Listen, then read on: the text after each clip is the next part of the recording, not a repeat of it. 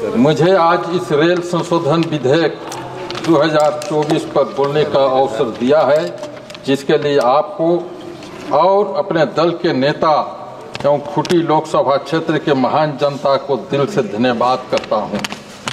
मान्यवर, यह विधेयक पिछले सत्र में 9 अगस्त को लाया गया था, जिसके प्रावधान को मैंने अनेकों बार देखा।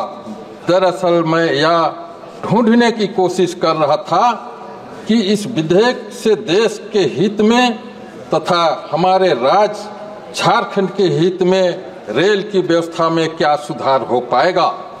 मान्यवर, दुख के साथ कहना पड़ रहा है कि मुझे इस संशोधन विधेयक में वैसा कुछ भी दिखाई नहीं देता जो हमारे राज्य की स्थिति में दक्षिण छोटनागपुर रेलवे चक्रधरपुर मंडल में स्थिति सीनी रेलवे वर्कशॉप बदहाल स्थिति को सुधार पाए। ज्ञात हो कि आजादी के पूर्व 1923 में सीनी वर्कशॉप की स्थापना हुई थी, जिसमें एक वक्त लगभग 5000 रेल कर्मचारी कार्य कर रहे थे। आज उन कर्मचारियों की संख्या मात्र कुछ 100 रह गई है।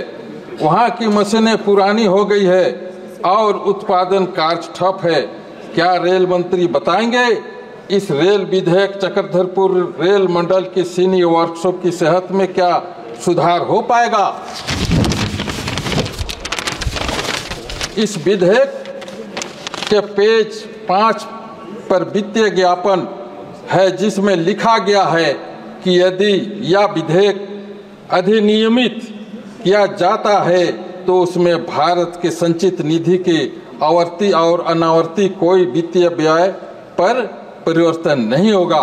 मान्यवर, मैं इस सभा के माध्यम से जानना चाहूंगा कि कोविड के काल के दौरान खरसवां रेलवे स्टेशन पर ट्रेन संख्या 18427 आनंद विहार एक्सप्रेस या 18029 कुर्ला शालीमार एक्सप्रेस ठहराव बंद कर दिया गया है, जिसे पुनः ठहराव शुरू करने में क्या वित्तीय व्यय पर परिवर्तन आएगा? मान्यवर, मेरा इस संबंध में इतना कहना है कि सरकार की या रेलवे की खास तौर पर सामाजिक जवाबदेही होती है, जिसके लिए वित्तीय व्यय से ज्यादा चिंता जनता को ज्यादा सुविधा प्राप्त उनके जीवन के खुशहाल करना होता है। क्या सभा या नहीं जा मानता कि रेल के अंदर आम जनमानस भेड़ बकरी की तरह ठूस ठूस कर अमानवीय तरीके से रेल सफर करने को मजबूर हैं? मान्यवर, इस संबंध में चक्रधरपुर टाटा मेमो ट्रेन का एक उदाहरण रखना चाहूंगा, जिसमें जनता भयवा तरीके से धक्का मुक्की करके यात्रा करने को मजबूर हैं। क्या इस ट्रेन की संख्या को 7 से 12 तक बढ़ाकर लोगों को सहूलियत प्रदान नहीं किया जाना चाहिए? मैं इस अवसर पर जानना चाहूंगा कि रेलवे मंत्रालय को झारखंड में रेल परिचालन में कितनी आय होती है और वहां कितना व्यय होता है। मान्यवर, इस सरकार की बात करें तो इस सरकार का उद्देश्य आम जनमानस को सुविधा प्रदान करना है ही नहीं।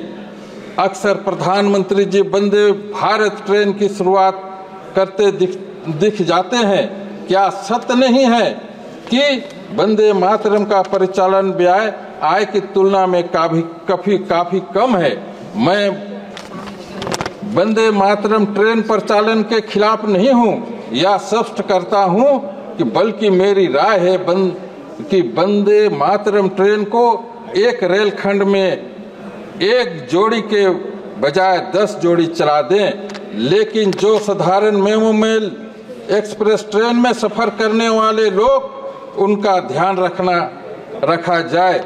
जब देश गरीब तथा सरकार के पास खजाने में पैसा कम था तो लोगों को सस्ती दर यात्रा, जरूरतमंद को मुफ्त यात्रा व्यवस्था सरकार का उद्देश्य होता था। आज सरकार कहती है कि हम दुनिया में पछुई अर्थव्यवस्था का स्थान रखते हैं, तब हम पैसे का रोना रो रहे हैं और पैसेंजर ट्रेन को परिचालन में घाटे का रोना रो रहे हैं। सरकार का काम मुनाफा कमाना नहीं होता, जबकि लोक कल्याण होता है। रेलवे में कर्मचारियों के भर्ती जरूरत के मुताबिक नहीं हो रही है, नतीजन रेल दुर्घटना इजाफा हो रहा है।